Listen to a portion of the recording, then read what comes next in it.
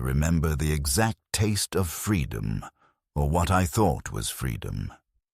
It tasted like synthetic protein paste enriched with nutrients the Imperium had never bothered to provide, smooth on the tongue without the gritty texture of corpse starch or the chemical bitterness of standard rations. 23 degrees Celsius in the communal dining facility, climate controlled to optimal comfort levels, the air recycled but clean, carrying none of the industrial stench I'd grown up breathing in the manufactory district. My name was Theron Vask. I was 27 years old, and I had spent the first 7 years of my life under Imperial rule on the world of Prius Tertius before the Tau came and showed us what governance could look like when the governing actually cared whether you lived or died. I believed in the greater good with the fervor of a convert, someone who'd known the alternative and found it wanting. That belief would be systematically dismantled, rebuilt, and weaponized against me over the next 3 years until I couldn't remember which thoughts were mine and which had been carefully installed by beings who'd perfected the art of conquest without ever drawing a blade. The Imperium breaks you with violence. The Tau break you with kindness. I'm not sure which is worse. The annexation happened when I was 7, though annexation makes it sound military when it was really just inevitability. The Tau watercast arrived first, not soldiers but diplomats, offering terms that seemed too generous to be real. Maintain your basic imperial structure, accept Tau oversight, adopt greater good principles, and receive immediate humanitarian aid. The planetary governor, a corpulent fool named Hadris who'd spent 40 years extracting tithes and providing nothing, tried to refuse. The PDF commanders looked at their undermanned, under-equipped regiments, looked at the Tau fleet in orbit, and politely suggested the governor reconsider. 3 days later, Prius Tertius was part of the Tau Empire, and within a month we understood why the terms had been so generous. They didn't need to conquer us with force. They conquered us with competence, food distribution that actually distributed food, medical facilities that treated everyone, not just the wealthy, schools that taught practical skills rather than rote prayers, infrastructure repairs that happened within weeks rather than being delayed for decades by bureaucratic prayer chains. The Tau proved that governance could work, and in doing so made the Imperium look like the barbaric nightmare it had always been. I grew up in that transition, young enough to adapt quickly, old enough to remember the before and appreciate the after. My father worked in a water reclamation plant, a job that had ground him down to exhausted silence under Imperial management, but which became almost tolerable under Tau efficiency standards. Regular shifts, safety equipment, wages that covered more than basic survival. We moved from a cramped hab unit with intermittent power to a larger apartment with functioning utilities and climate control. I attended school where they taught mathematics and engineering rather than catechisms and obedience. By the time I was 17, I could read and write fluently in both Gothic and Tau script, understood basic mechanical principles, and believed wholeheartedly that the greater good was humanity's salvation from the Imperium's grinding indifference. When I was recruited into the Gue'Vesa Auxiliary Forces at 19, I volunteered enthusiastically, eager to serve the empire that had given us dignity. The auxiliary training was nothing like Imperial Guard conditioning. No one screamed in your face. No one beat discipline into you with shock mauls. The Firecast instructors were patient, methodical, explaining the why behind every action rather than simply demanding obedience. We learned combined arms tactics, how to integrate with Tau battlesuits and drone support, how to think strategically rather than simply charge and die gloriously. The equipment was better than anything the Imperial Guard would have issued. Pulse carbines that never jammed, armor that actually protected, communications gear that functioned reliably. We were valuable, they told us, essential components of the greater goods expansion. I believed them completely, standing in formation with 200 other humans who'd chosen to fight for something better than the Imperium's meat grinder approach to warfare. We were the future, they said, the proof that humans could evolve beyond barbarism when given proper guidance. If this glimpse of liberation turned subjugation weighs on your heart, leave a comment with the word "witnessed" and subscribe so these forgotten truths endure. I met Commander Tyrell Cade during my 3rd year of service, during a routine deployment to suppress Orc raiders in the system's outer reaches. He was 15 years older than me, had been Gue'Vesa since the annexation's earliest days, carried himself with the quiet confidence of someone who'd proven his worth through decades of competent service.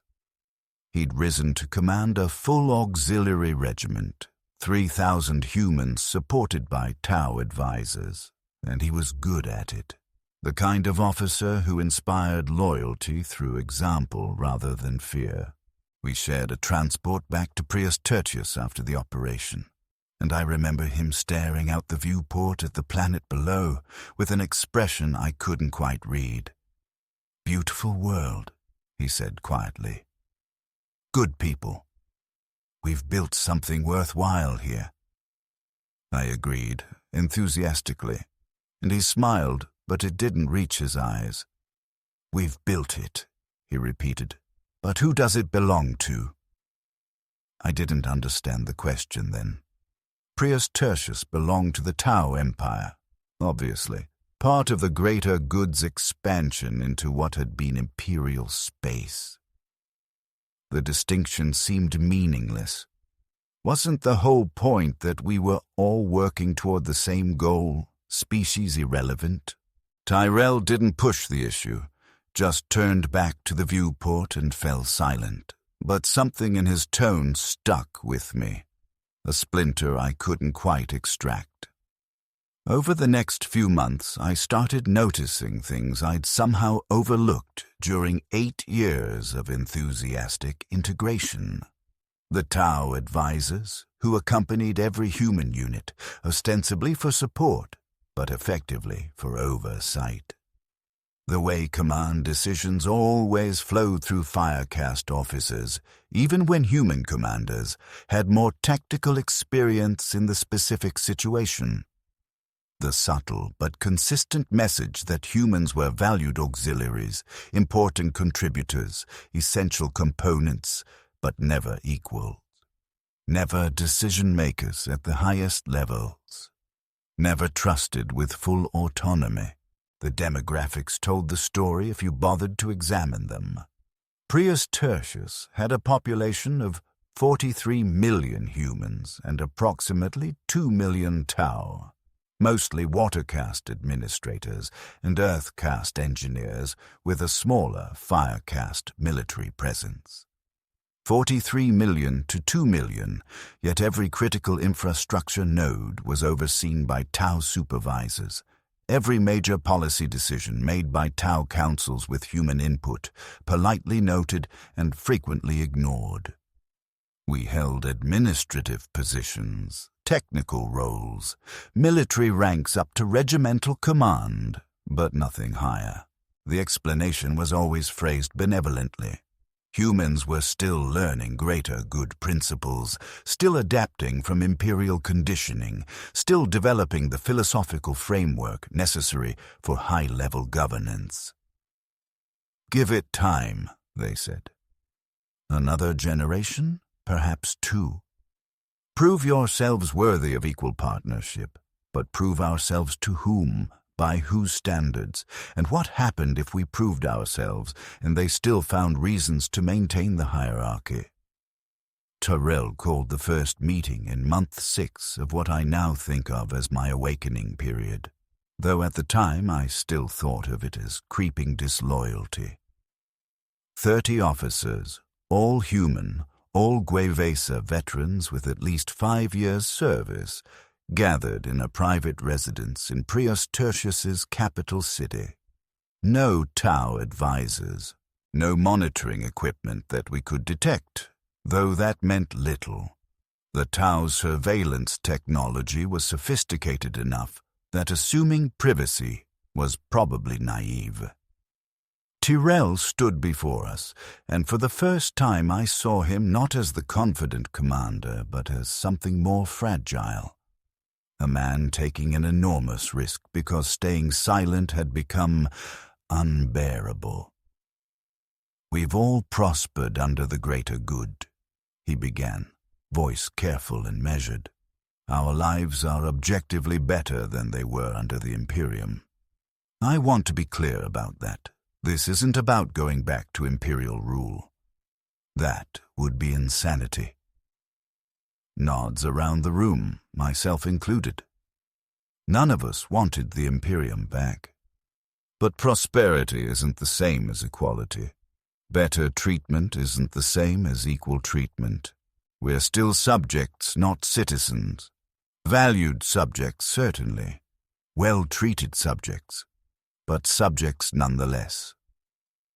The discussion that followed was careful, everyone testing boundaries, trying to articulate discomfort without crossing into sedition.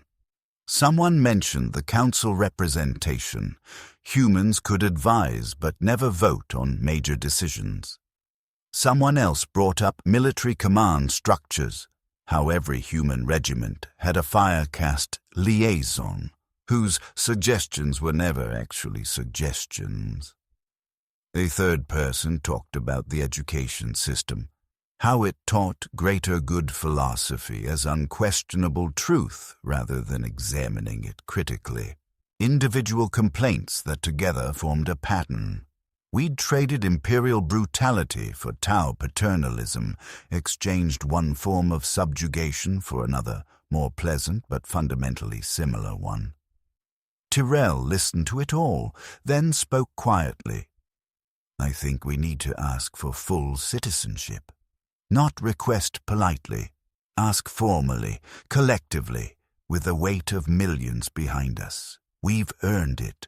We've fought for the greater good, bled for it, proven our commitment.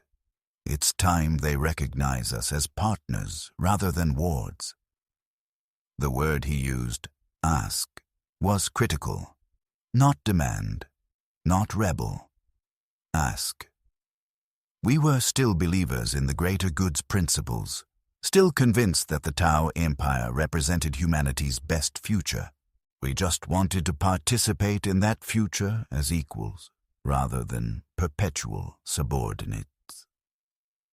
The movement started with petitions, carefully worded documents citing greater good philosophy about the value of all sentient beings and the importance of each caste, contributing according to its strengths.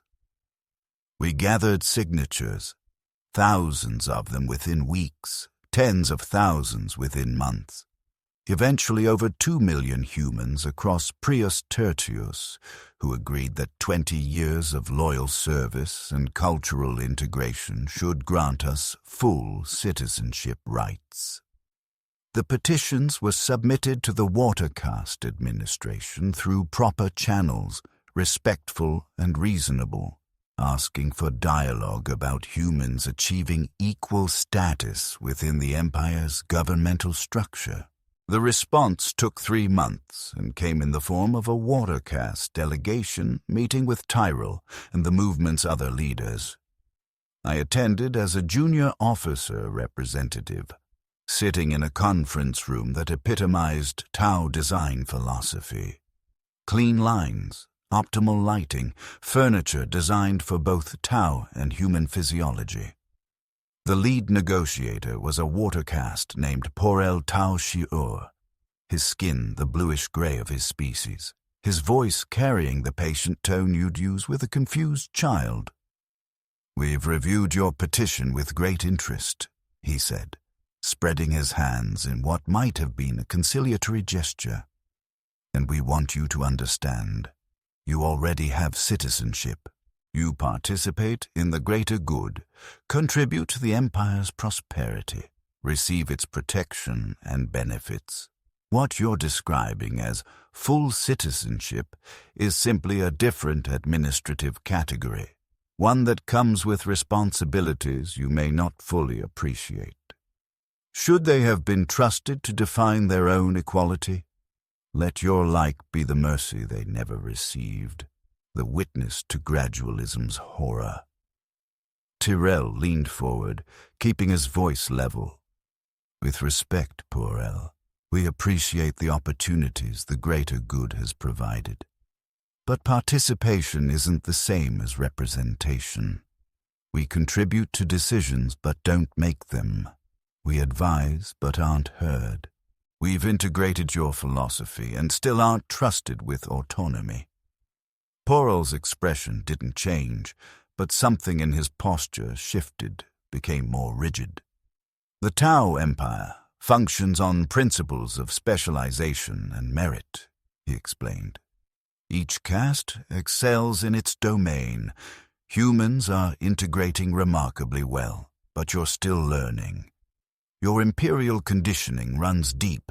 We see it in how you organize socially, how you think about hierarchy, how you default to confrontational problem-solving.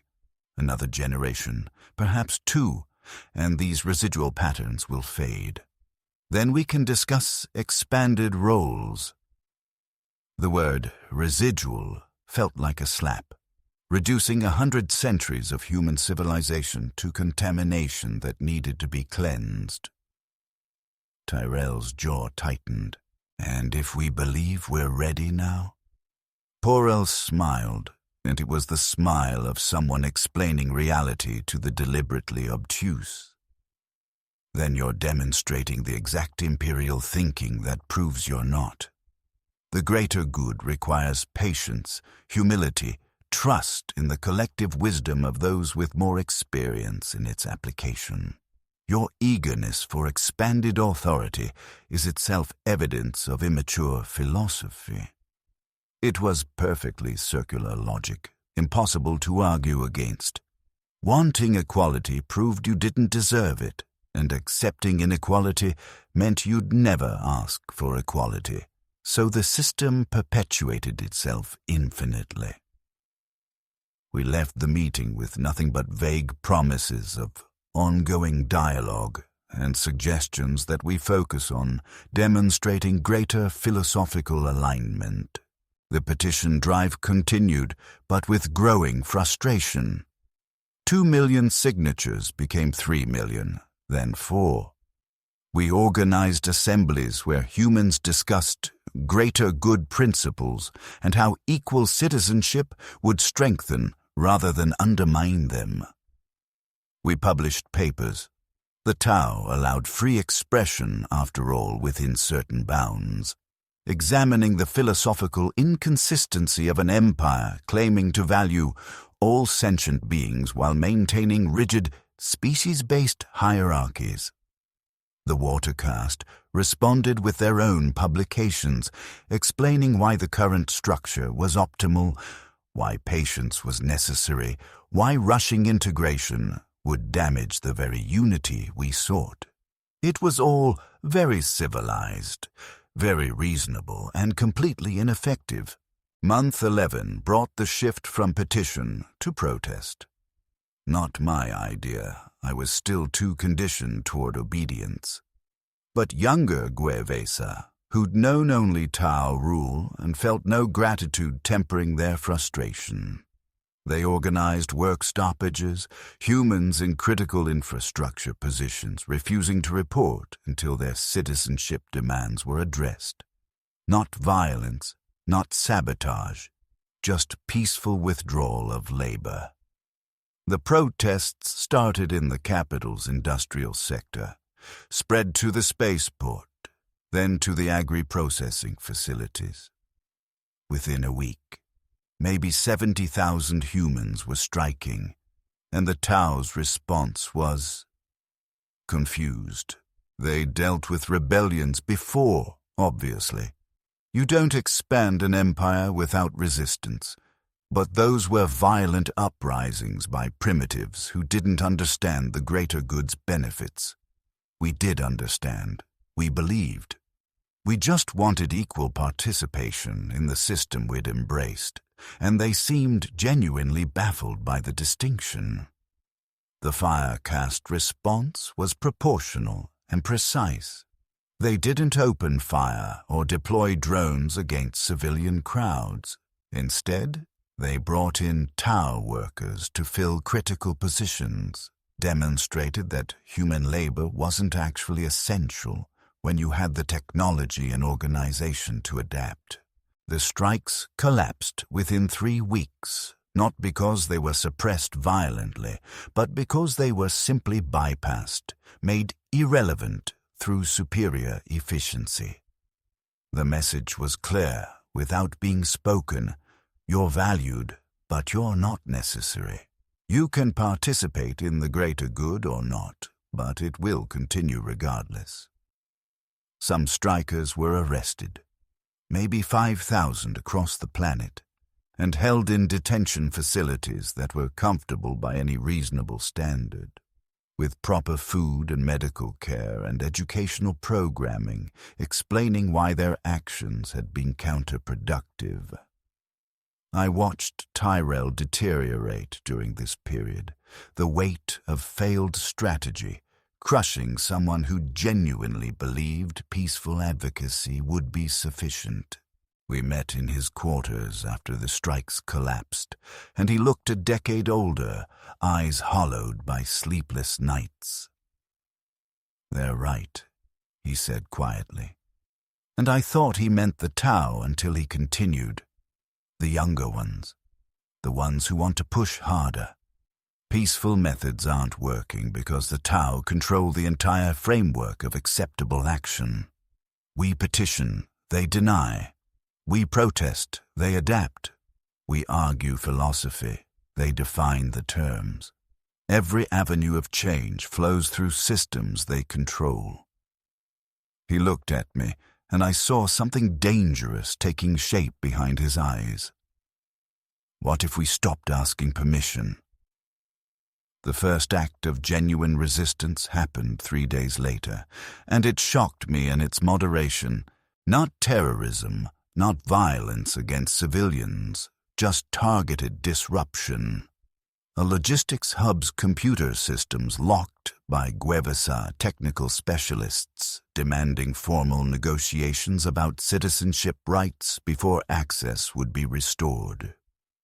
The demands were the same we'd been making for a year, but the method had shifted from request to leverage. The Tau response was swift.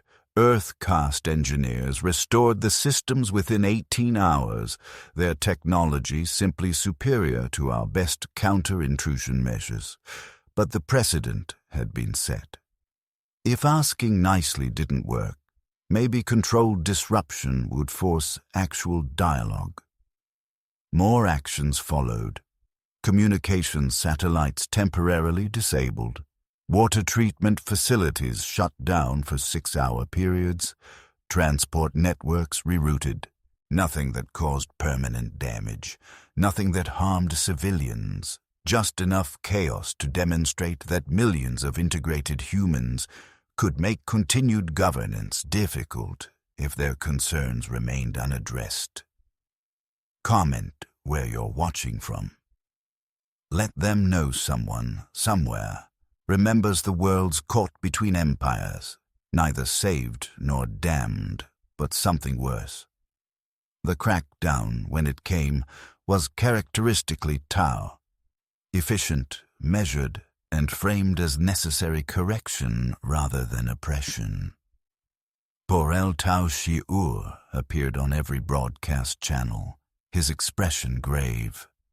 We've watched with sadness as a minority of our human citizens have engaged in destructive actions, contrary to greater good principles, he said, voice heavy with disappointment rather than anger. These actions stem from imperial contamination, residual thought patterns that prioritize individual desire over collective benefit, confrontation over cooperation. We had hoped these patterns would fade naturally through education and time, but it's become clear that active intervention is necessary to preserve social harmony. The phrase active intervention was delivered so gently it took a moment to recognize it as threat.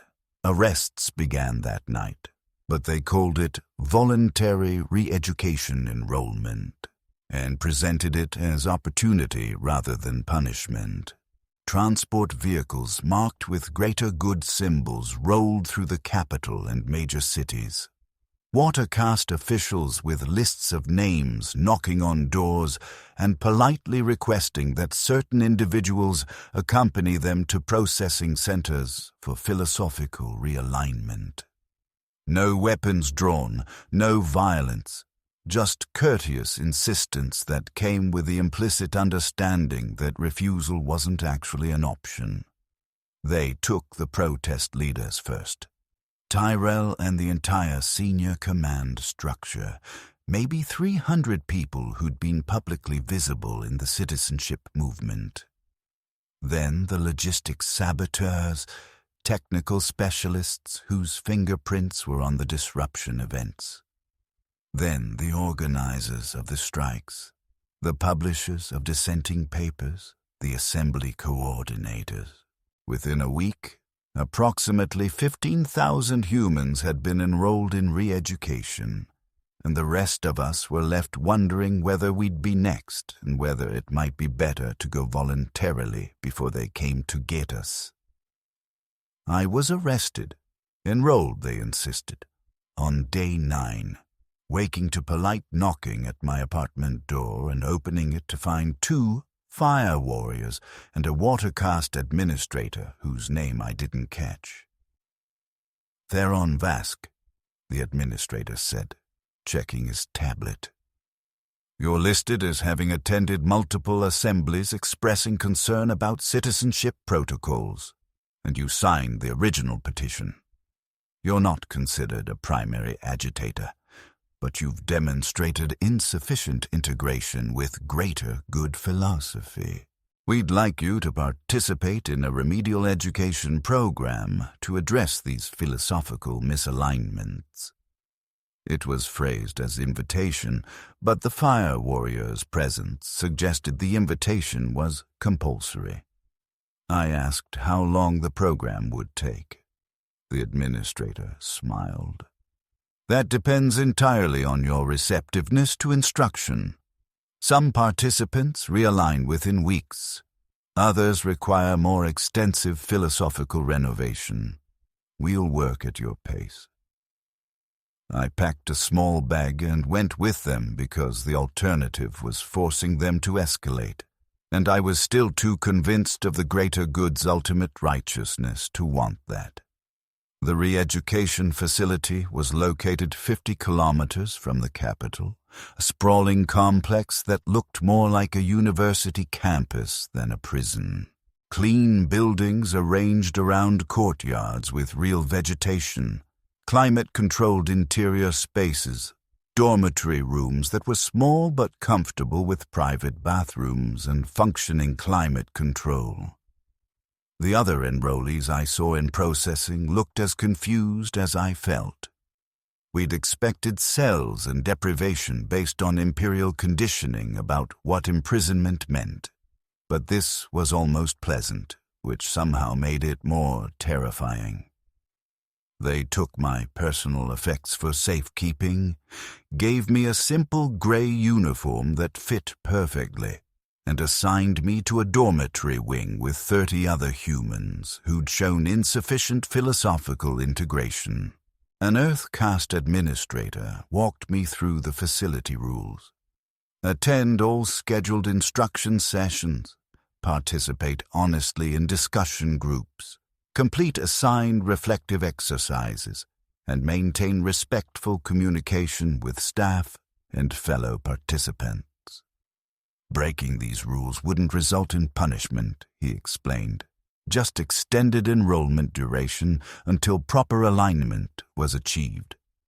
The instruction began the next morning, and it was nothing like I'd expected. No torture, no drugs, no crude brainwashing. Just education, endless education. We sat in comfortable classrooms while watercast instructors presented greater good philosophy with the patience of teachers who genuinely wanted us to understand rather than simply obey. They walk through the logical foundation of Tao social structure. Specialization based on biological aptitude, authority derived from demonstrated competence, individual flourishing achieved through collective harmony. They showed us historical examples of species that had integrated successfully into the empire by accepting appropriate roles rather than demanding inappropriate ones. They asked us questions, not rhetorical ones, but real inquiries about our concerns, and when we answered, they engaged thoughtfully rather than dismissively. It was everything the Imperium's conditioning centers weren't, and that made it infinitely more effective. The psychological mechanism was subtle but devastating. They never told us we were wrong. They just kept asking us to examine our assumptions, to trace our beliefs back to their origins, to consider whether our desire for immediate equal citizenship might stem from imperial conditioning about hierarchy and status rather than genuine philosophical principle. When I argued that humans had proven themselves through 20 years of loyal service, the instructor, a watercast named Po'Windras, who spoke Gothic with barely an accent, nodded thoughtfully. "But what are you proving, and to whom?" he asked. "If you're proving worthiness, that implies you still think in terms of imperial merit through suffering rather than greater good contribution through aptitude. If you're proving to us, that implies you see the Tao as judges rather than guides. Both frameworks are fundamentally imperial, Theron. We're trying to help you move beyond that. This cycle has repeated across a dozen annexed worlds. If you think it must be witnessed to be understood, let your engagement be the prayer the greater good never answered. Like and subscribe." The days blurred together, each one structured identically.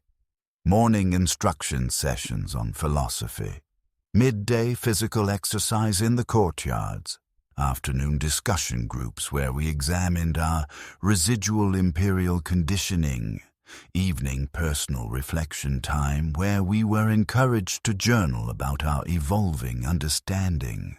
The facility provided everything we needed: good food, medical care, recreational materials, even limited communication with family members to assure them we were being treated well.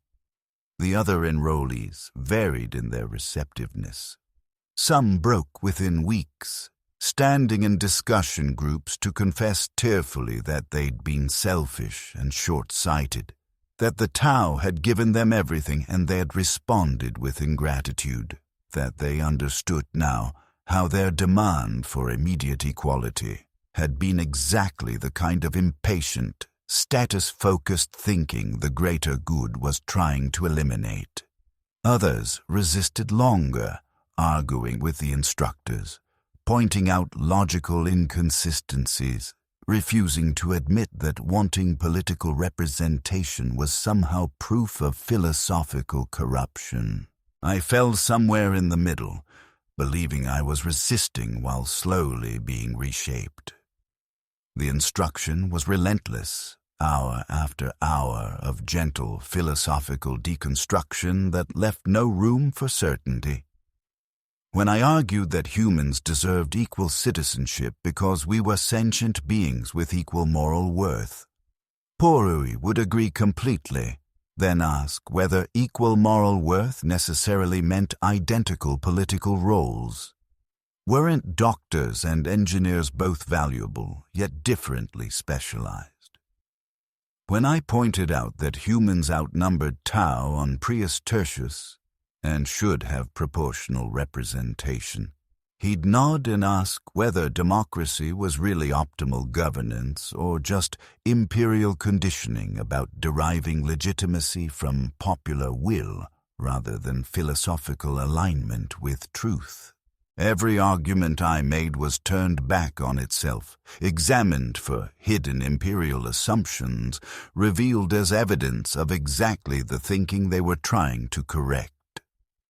Month 3 brought the breakthrough sessions, one-on-one meetings with senior watercaste psychologists who specialized in integration therapy. My assigned psychologist was Porel Shimara, older than most Tau I'd encountered, her movements economical with decades of practice. She read through my file while I sat in her comfortable office, noting my attendance at assemblies, my signature on petitions, my presence at the logistics hub disruption planning meeting that I'd thought was secret. "You're not malicious," she said finally, looking up with what seemed like genuine sympathy. "You're confused. You experienced dramatic life improvement under greater good governance and interpreted that as proof of the philosophy's validity, which it is. But you then assumed that embracing the philosophy entitled you to equal authority in its application, which demonstrates you haven't actually internalized the philosophy at all. You've just repainted imperial merit-based hierarchy, thinking with greater good colors." I started to argue, then stopped because part of what she said felt true even as I wanted to reject it. Had I embraced the greater good philosophically, or had I just been grateful for better material conditions? Did I want equal citizenship because it was right? Or because imperial conditioning had taught me that status and authority were the measures of worth? The questions opened something in my mind, a crack in the certainty I'd been maintaining, and Shimara saw it immediately. "There it is," she said quietly. "The moment of recognition. You're starting to see how deep the conditioning goes, how even your rebellion against it was shaped by it. That's progress, Theron. Real progress. Now we can begin actual reconstruction." The reconstruction phase was more intensive. Individual sessions 3 times per day, supplemented by specialized instruction groups for enrollees showing philosophical breakthrough. They taught us meditation techniques to recognize and interrupt imperial thought patterns as they arose. They walked us through case studies of other species integration, showing how initial resistance gave way to genuine philosophical alignment once cultural conditioning was addressed. They had us examine our pre-annexation memories, identifying the ways imperial governance had damaged our ability to think clearly about collective benefit versus individual desire. And slowly, terrifyingly, it worked.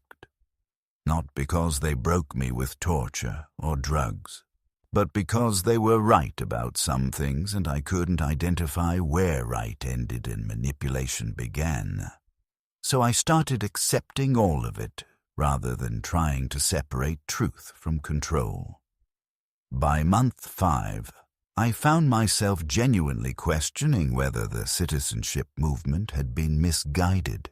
Not because my beliefs had changed through conscious decision, but because the constant philosophical examination had eroded my confidence in those beliefs' foundations.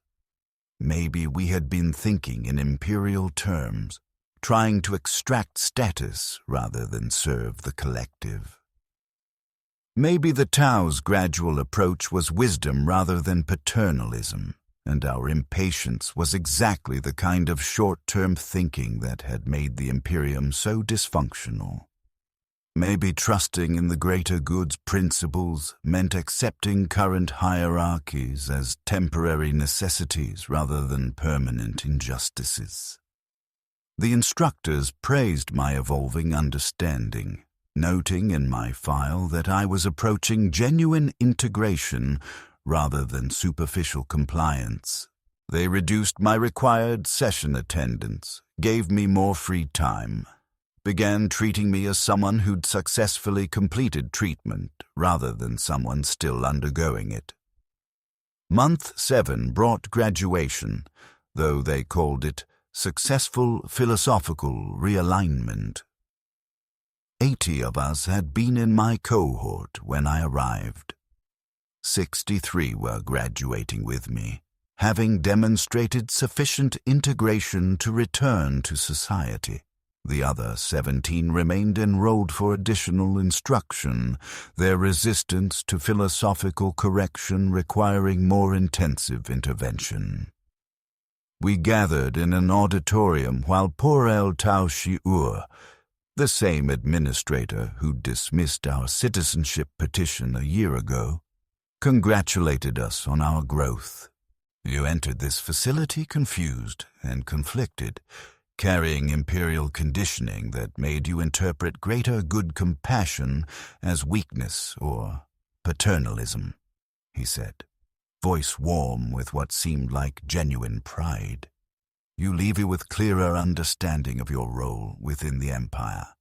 Valued contributors whose service strengthens the collective, whose patience and humility exemplify proper philosophical alignment. The greater good is fortunate to have you.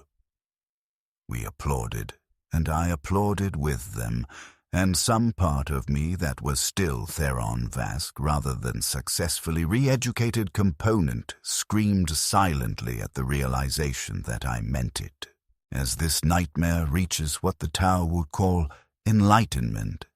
If any part of this moved you, give them the one thing they never had: recognition. Leave eternal in the comments for those who lost themselves to gentle monsters. Returning to normal life after re-education felt like surfacing from deep water, everything familiar but somehow distorted. My apartment was exactly as I'd left it 7 months prior, my possessions waiting untouched, my job in the Gue'Vesa Auxiliary Forces held open for my return. The other officers I'd served with treated me carefully, uncertain whether I was the same person or a broken copy wearing his face. Tyrell was gone. Still enrolled in re-education, they told me, his philosophical corruption having been more severe than initially assessed. The citizenship movement had collapsed entirely, its leaders scattered through re-education facilities across Prius Tertius, its publications shut down not through censorship, but through voluntary cessation, as editors decided independently that continued agitation wasn't conducive to greater good harmony. The 2 million signatures that had seemed so powerful a year ago meant nothing when the signatories had either been re-educated into understanding why their demands had been inappropriate or had simply stopped caring, ground down by the futility of resistance against a system that answered every challenge with patience and superior organization. I returned to duty with my unit, expecting judgment or hostility, but instead found acceptance. The Tao advisors welcomed me back professionally, made no mention of my enrollment beyond noting that they hoped I'd found the experience educational. My fellow human officers were cautiously friendly, clearly wondering what I'd say about the re-education process, but unwilling to ask directly. I found myself defending it, explaining that it really wasn't as bad as the name suggested, that the instruction had been valuable, that I understood things more clearly now. The words came easily, and I couldn't tell whether I believed them or whether I'd been trained to believe I believed them, which amounted to the same thing. I'd gone into the facility convinced the citizenship movement was righteous, and come out convinced it had been misguided. That transformation had happened somehow, through mechanisms I couldn't quite trace, leaving me uncertain which version of Theron Vask was the corrupted one. The Emperor protects, I'd grown up hearing. But the Tau had protected better, protected my body from starvation, my mind from ignorance, my future from the grinding futility of Imperial service. And in exchange, they'd asked only that I trust their wisdom, accept their guidance, recognize that my desire for immediate political equality was imperial pride rather than philosophical principle. It seemed like a reasonable trade when I examined it through the lens they'd given me. Seemed like its gratitude to demand more when they'd already provided so much. Seemed like exactly the kind of selfish thinking that made the Imperium so dysfunctional and which the greater good existed to transcend. These thoughts occurred to me regularly, and I could no longer tell whether they were insights or installation, whether I'd been educated or edited. Month 9 post-graduation brought the first test of my realignment. A new cohort of young Gue'Vesa, recent recruits who hadn't been part of the citizenship movement, started asking the same questions we'd asked. Why couldn't humans hold higher command positions? Why did Tau advisors have final authority? Why was integration presented as a multi-generational project rather than something achievable in the present? I listened to them in the garrison common area, heard my own arguments from 2 years ago, repeated with the same passionate certainty, and felt a complex wave of emotion I couldn't properly name.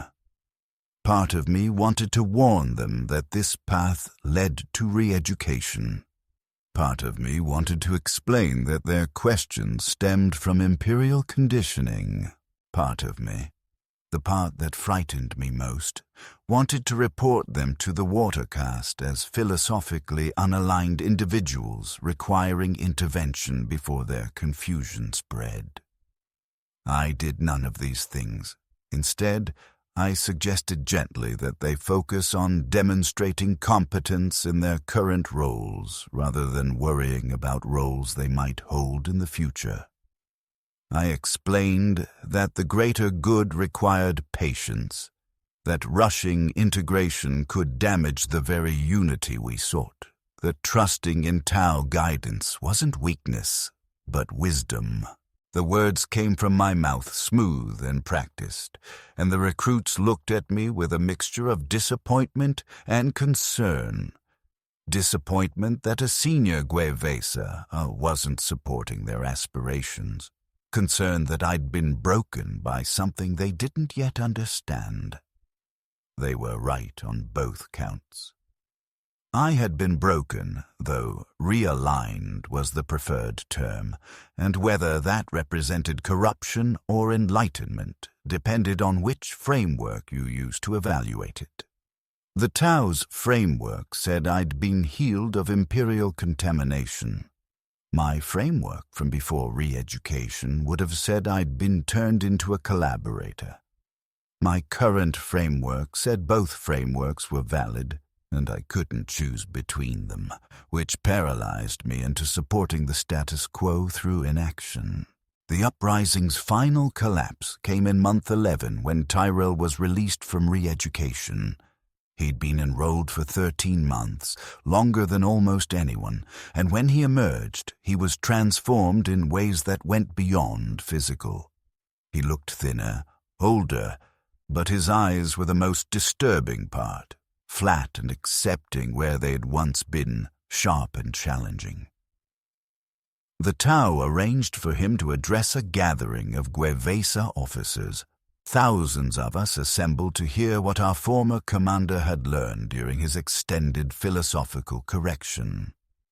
He stood before us in a fresh uniform, and when he spoke, his voice was steady but empty of the passion that had once defined him. "I want to apologize," he said, words echoing across the silent hall, "to the watercast administrators who I disrespected with my demands, to the firecast officers whose authority I questioned, to all of you who I led into confusion with my imperial contaminated thinking about citizenship and status." He explained, with the calm logic of someone reciting memorized lessons, how the citizenship movement had been fundamentally misguided, how our demand for equal representation had been ego-driven rather than principle-based, status-seeking disguised as justice-seeking, how the Tau's patient approach to integration was wisdom we'd been too conditioned by imperial immediacy to appreciate, how true service to the greater good meant accepting appropriate roles rather than demanding inappropriate ones, how he'd come to understand, through intensive philosophical instruction, that his entire framework for evaluating fairness had been corrupted by 35 years of imperial conditioning that taught him to measure worth through hierarchy and authority rather than contribution and harmony. The speech lasted 40 minutes, and by the end, many of the officers listening were nodding in understanding, seeing their own doubts reflected and resolved in Tyrell's transformation. I watched him and felt sick, not because what he was saying was obviously false, but because I agreed with most of it and couldn't tell whether my agreement was genuine philosophical evolution or successful conditioning. The man who'd asked, "Who does it belong to?" while staring at Prius Tertius from orbit, was gone, replaced by someone who'd stopped asking questions because the questions themselves had been identified as symptoms of unresolved imperial corruption.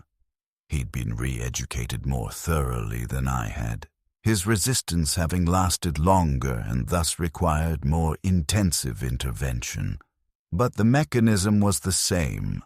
Relentless philosophical examination until you could no longer distinguish between legitimate concerns and conditioned reflexes, until accepting the Tau's framework became easier than maintaining the exhausting uncertainty of independent thought.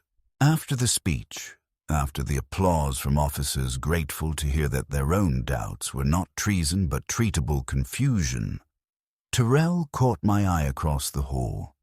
For just a moment, maybe 3 seconds, I saw something in his expression that didn't match the words he'd spoken.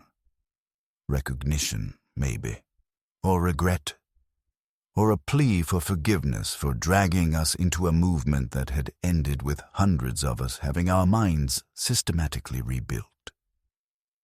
Then the moment passed. His face returned to its new baseline of calm acceptance, and I wondered whether I'd imagined that flicker, or whether part of the original Tyrell still existed somewhere inside the realigned version, watching helplessly as his reconstructed self betrayed everything he'd believed. I wondered the same thing about myself most nights, lying in my comfortable apartment with its functioning climate control, eating good food and serving an empire that had given me everything material and taken everything essential. Now you understand what a liberation costs when the liberators never draw a blade, never raise a voice, just patiently demonstrate that your thoughts were always contamination requiring correction. If you dare witness more truths about enlightened subjugation, subscribe. The greater good provides, but only what it thinks you need. Year 3 post-annexation, 1 year after the citizenship movement's collapse, Prius Tertius was more prosperous than ever. The infrastructure improvements continued. New industrial facilities creating employment opportunities, educational expansion producing a generation of humans fluent in both Imperial Gothic and Tau script, medical advances extending average lifespans by a decade. The statistics were undeniable. We were healthier, wealthier, more educated, more secure than we'd ever been under Imperial rule. The Tau pointed to these metrics regularly as evidence of the greater good superiority, and the metrics didn't lie. Life was objectively better. We were objectively better off. The question of whether better fed, better housed, better educated subjugation was preferable to starving, ignorant, diseased autonomy seemed to answer itself when framed that way. And the Tau were very skilled at framing. I rose to lieutenant in the Gue'Vesa Auxiliary Forces, a minor promotion that came with minor additional responsibilities and no additional authority. My unit performed well in training exercises and occasional deployments against orc raiders or other minor threats, demonstrating the effectiveness of Tau military doctrine even when applied by human auxiliaries.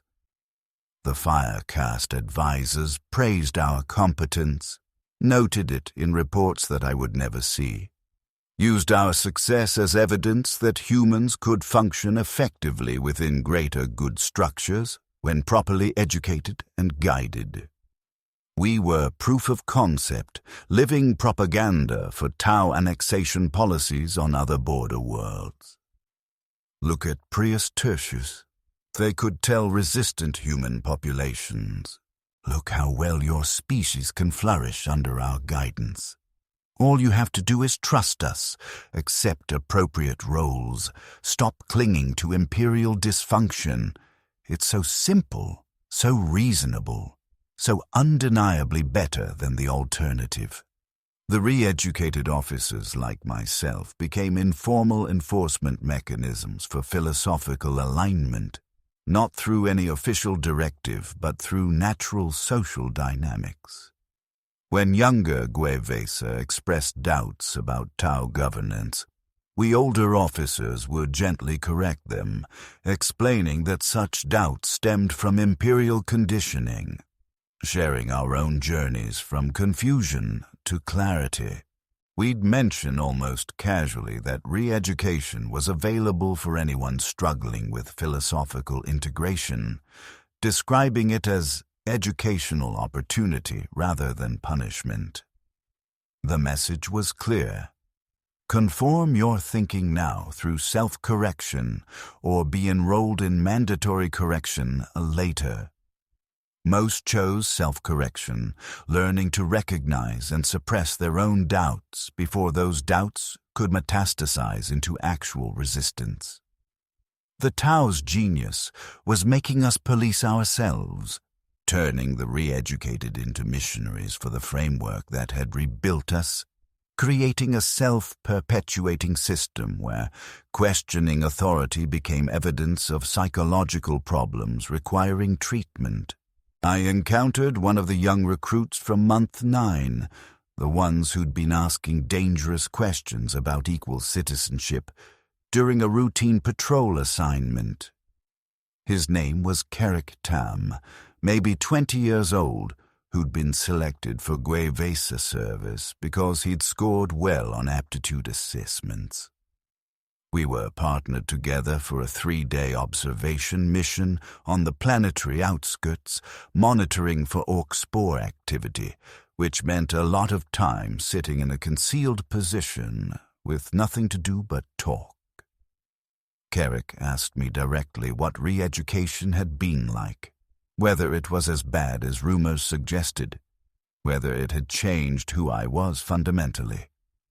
I could have deflected, maintained the official line about educational opportunity and philosophical growth. Instead, I found myself answering honestly in ways I'd been trained not to. It breaks you without hurting you. That's the worst part. The Imperium would have tortured compliance into you, and you could hate your torturer and maintain some sense of self through that hatred. The Tau just ask you questions until you can't answer anymore, until you're not sure what you believe or why you believe it, and then they give you new beliefs that feel like relief, because at least they're certain. Carrick was quiet for a long time, staring out across the landscape that the Tau had made greener and more productive than it had ever been under Imperial management. "Do you think the movement was wrong?" he finally asked. "The citizenship thing?" I considered lying, maintaining the re-educated position, but isolation and something like residual honesty made me reckless. I think it was right according to principles I no longer fully believe in, and wrong according to principles I've been educated to accept but don't fully trust. I think the Tau's framework is internally consistent and produces better material outcomes than the Imperium ever did. I think our framework was based on concepts of autonomy and self-determination that feel like Imperial conditioning when examined through their lens, but feel like basic dignity when examined through our own. I think both frameworks are valid and incompatible, and choosing between them requires a meta-framework for evaluating frameworks that neither side provides. "So you don't know what you believe," Carrick said. I nodded. "I know what I'm supposed to believe. I know what I claim to believe when anyone official is listening. I know what I believed before re-education, but what I actually believe independent of conditioning from either empire, I'm not sure that exists anymore. They didn't change my mind. They made me uncertain whether I have a mind to change. It was the most honest I'd been in a year, and saying it aloud felt like tearing open a wound that had healed wrong. Carrick absorbed this, and I could see him processing the implications. Is it better to resist and get broken, or comply and never know if you are broken? He asked. I didn't have an answer. I still don't have an answer. That's what they took from me. Not my beliefs specifically, but my confidence in having beliefs. My ability to trust my own evaluation of truth versus installation. The last time I saw Tyrell was at a ceremony honoring 25 years of Tau governance on Prius Tertius, a celebration attended by thousands of humans and hundreds of Tau, everyone applauding speeches about interspecies cooperation and greater good triumph. Tyrell stood on the platform among other senior Gue'Vesa officers, wearing his dress uniform with its modest decorations, his face showing the same calm acceptance it had displayed since his release from re-education. During a break in the ceremony, I approached him, and we stood together in awkward silence for a moment before I spoke. Do you ever wonder if we were right? Back then? Before? He looked at me with eyes that showed nothing, and I couldn't tell whether the emptiness was real or a mask he'd learned to wear. Right and wrong are Imperial frameworks, he said quietly, repeating a line from greater good philosophy texts. The only meaningful question is whether our actions serve the collective. Our movement caused discord, diverted resources to conflict resolution, demonstrated insufficient trust in established governance structures. By that measure, we were clearly wrong. It was a perfect answer, exactly what he'd been trained to say, and it told me nothing about what he actually thought, if actually thought was still a concept that applied to him. But do you believe that? I pressed, keeping my voice low. Or do you just say it? Tyrell's expression didn't change, but his voice dropped even quieter. The difference between believing and saying you believe becomes meaningless after enough repetition. You say it because you're supposed to. You say it until saying it becomes automatic.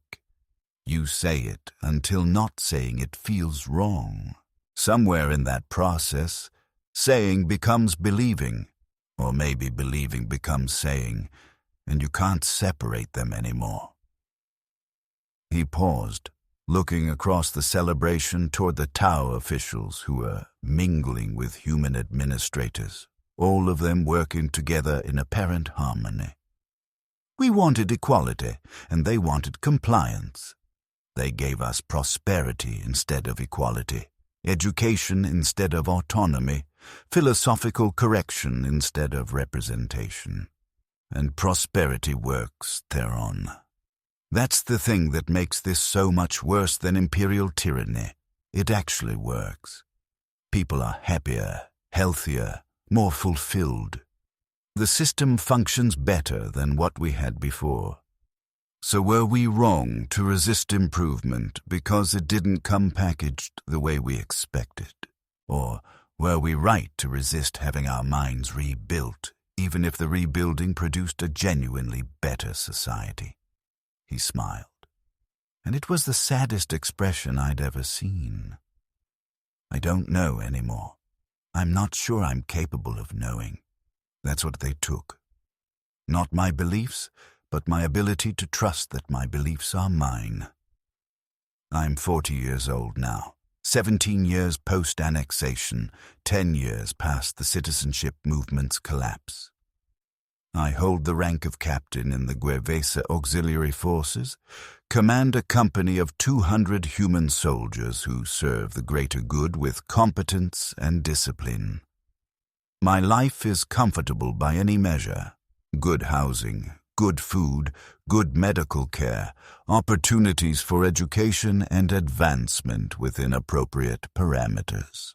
I believe in the greater good's principles with the same certainty I once believed in the Emperor's protection, which is to say, I believe because believing is easier than the alternative, because everyone around me believes or claims to believe, because doubting requires maintaining a framework separate from the dominant one, and I no longer have the psychological energy for that kind of resistance. I've been trained to recognize imperial conditioning when I see it in others, to gently correct their thinking before it requires formal re-education, to serve as a living example of how humans can thrive within Tau governance when they embrace proper philosophical alignment. But sometimes, late at night in my comfortable apartment with its functioning climate control, I remember Tyrell asking, "Who does it belong to?" while staring at our world from orbit. I remember believing that 20 years of loyalty and integration should grant us equal partnership rather than perpetual subordination. I remember thinking that wanting political representation was dignity rather than corruption, principle rather than conditioning. Those memories exist at a distance now, like watching a historical recording of someone else's life, someone naive enough to think that prosperity meant freedom or that material improvement implied philosophical equality. The Tau were right about many things. The Imperium was dysfunctional, brutal, wasteful. Human life did improve dramatically under greater good governance.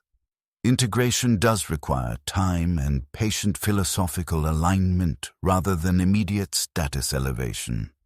But they were also right about something they'd never admit, that enlightened subjugation is still subjugation, and that breaking people with kindness is still breaking them, and that efficiency and prosperity and all the objectively good outcomes they've produced don't change the fundamental reality that we're still subjects pretending to be partners.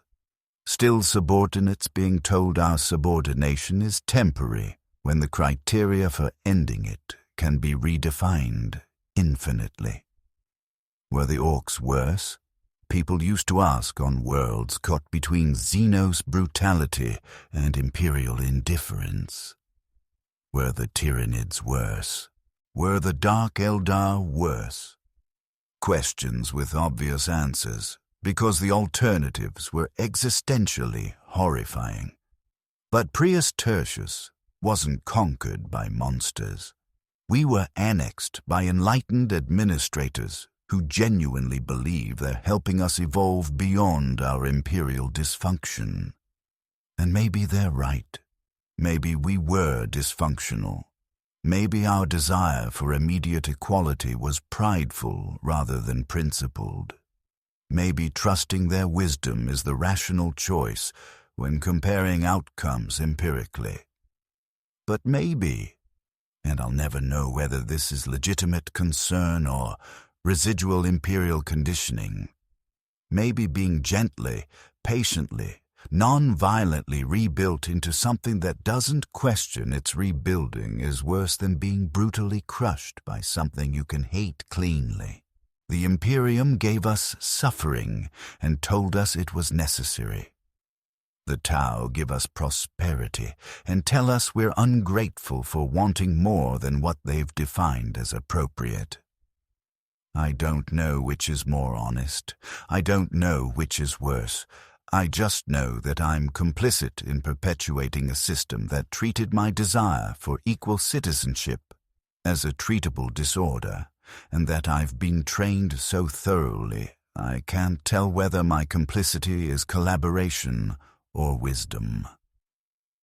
The younger Gue'Vesa still ask questions sometimes, still wonder why humans can't hold the highest positions, still believe that another generation or two will bring the equality the Tau keep promising.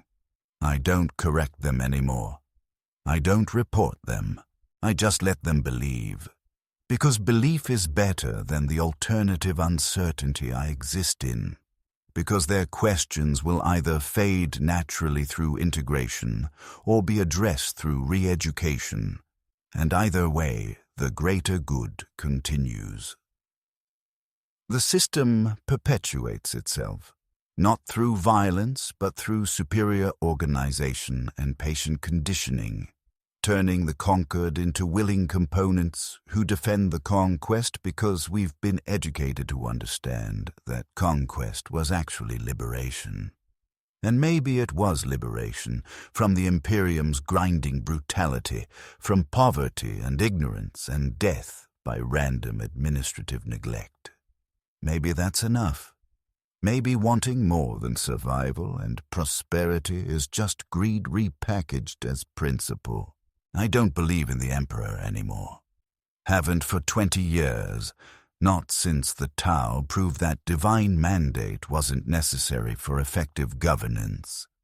But I'm not sure I believe in the greater good either, not the way the Tau do, not with the certainty that makes them so effective at converting others to their cause.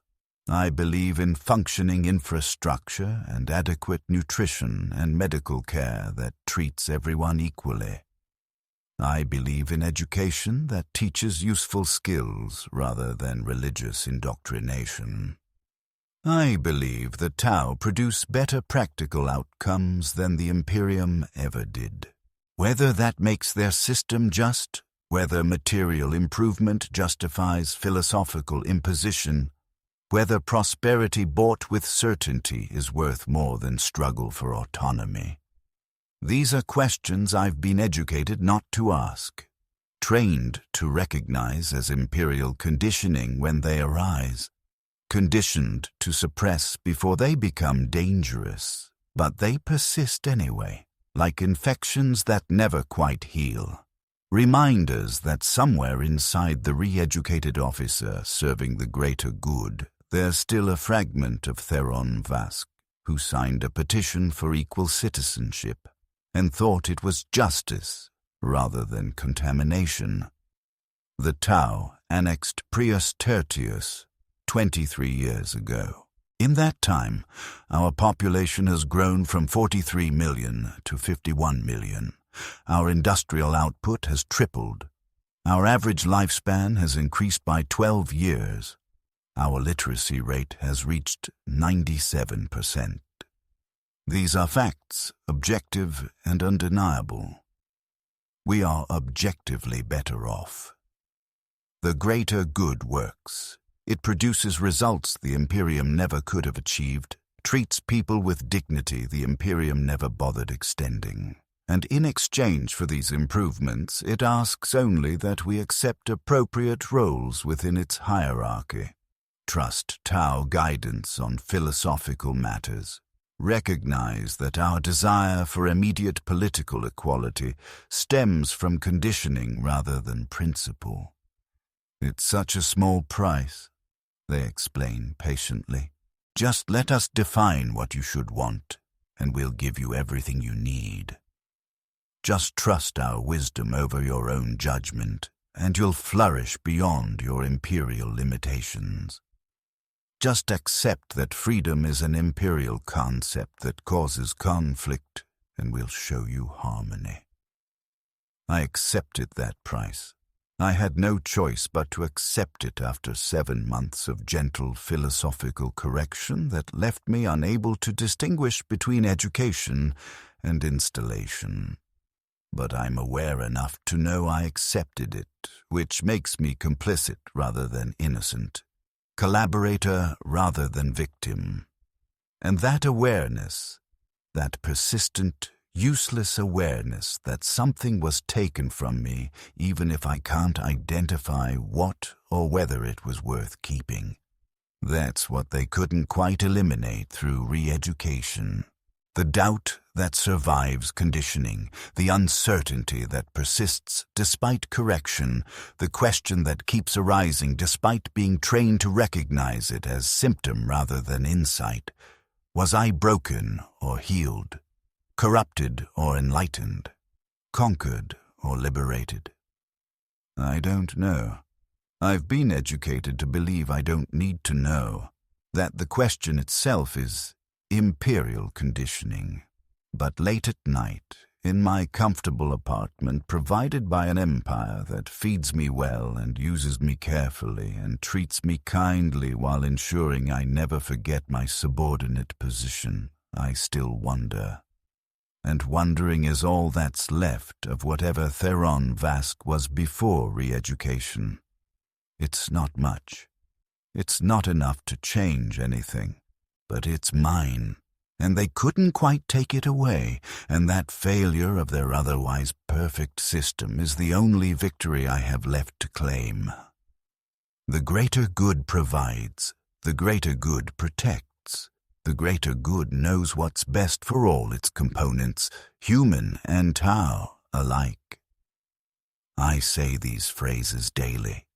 I believe them with the practiced certainty of someone who's been trained what to believe. And somewhere beneath the training, beneath the education, beneath the careful reconstruction of my philosophical framework, the original Theron Vask is screaming that this is wrong. And I can hear him, and I can't do anything about it, and that's exactly what they intended. This is what enlightened subjugation looks like. Remember it. Learn from it if you can. Or don't, because understanding it requires maintaining the kind of critical independence that gets classified as contamination requiring correction. Either way, the greater good continues, expanding across the eastern fringe, annexing world after world with minimal violence and maximum efficiency, offering everyone the same choice they offered us, prosperity and subordination, or poverty and autonomy. Most choose prosperity. Some resist and get educated until resistance seems irrational. And the empire grows, patient and unstoppable, proving that you don't need violence to conquer a species. You just need to be better at governance than their previous masters, which is a remarkably low bar when those previous masters were the Imperium. The Tau are winning. They'll keep winning. And the horrifying part isn't that they're evil. They're not by any reasonable standard. The horrifying part is that they're genuinely better than the alternative, and they use that genuine superiority to justify reshaping your mind until you can't remember whether you ever really wanted anything other than what they've given you. That's the conquest. That's the occupation. That's the life of a human on a Tau-annexed world who dared to ask for equality and was educated to understand why asking was itself the problem. We wanted partnership. They gave us prosperity. And they trained us to believe those were the same thing until we couldn't tell the difference anymore. That's what it costs. That's what it means. That's forever. The greater good protects. It does. But from what I've become, there's no protection. Only service. Only function. Only the gentle, patient grinding of a machine that improves you to death and calls it evolution.